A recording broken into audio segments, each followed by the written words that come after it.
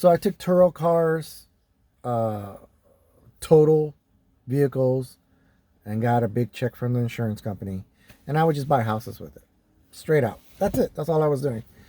And I stayed with the houses. I didn't jump back on Turo. I wasn't really eager to because I wanted to travel a little bit. I'm at the retirement stage. And I ended up buying this Sentra here, which I do regret. I don't like it. The CVT transmissions, they do go out. I say about around 80,000 miles. They go out. I bought this one at 31,000 miles on it, and now I'm hitting 50. I haven't even put it on Turo yet. I really don't like this car because the rear mirror is right in front of the damn windshield, and my height, for some reason, I know it looks like it's a lot, but when I sit right, it's like, so right now I'm still gonna have the chair a little bit back. I just don't like it. It seems it's too small for me. My foot barely fits on the gas pedal. It hits the top. So whatever, it is what it is. I will put this car on Turo probably 1 month from now. I got one little trip, and then I'll put it on Turo. And then see where it goes from there. The car's already paid off. I had this, to be honest, I had this car for about almost 2 years. And if it gets wrecked, I'm just going to buy another house. That's pretty much it. I'm going to keep on continuing this until I feel like it's enough. It's enough. And it's very simple to get a house. If you have, more than 2 vehicles. I noticed that. I think 3 is the number. Always that third one's going to get you the house. The other 2 is just pretty much paying for everything else, for all the vehicles and stuff. Like I said in my old videos on Turo, it's just a free car. And that's what it is, just free cars. And then you just make a little bit of money. But after the third one, you're really making a good amount of money that it's good to pocket it.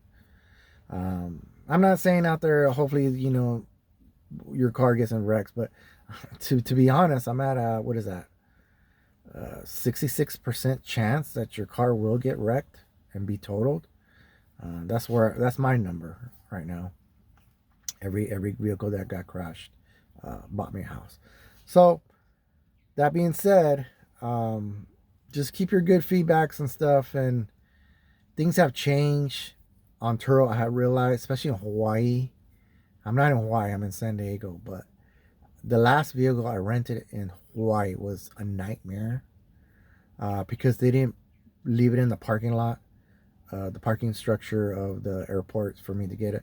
I literally had to take a vehicle to go to the location, and nobody was offering pickup at the airport except for Maui. Honolulu was the one that gave me the problem, but Maui, there's never a problem. It's always parked in the parking lot. But Honolulu is the one, or Oahu or whatever. It's the only one that gives me the most. That's giving me the problems for rentals at Turo. And the hard thing about in Hawaii for Turo, I noticed, is that you got to clean the vehicle before you return it. Of course, you got to have sand. And I kid you not, there's only like 1 or 2 self-clean places that you could do, or you're gonna pay somebody to do it. And it's an arm and a leg just to fill up the gas tank. That itself, it's ridiculous. But for the car wash, you're looking at $22, almost $30, just to get what you would get over here for about $12, or even $7 for just a cheap car wash. And there's not that many out there because there's all, I guess, because of the water, saving water or whatever, even though you're surrounded by water. That's the big thing over there. And there's a lot of detail shops that are available, but man, you're looking at, $60 to $100. So, of course you're not going to pay that. I'm not going to pay it. I'm just returning the car. So yeah, there's only like 2 available going to the airport to get your vehicle cleaned by you. And of course the car wash, it's $22 to $27.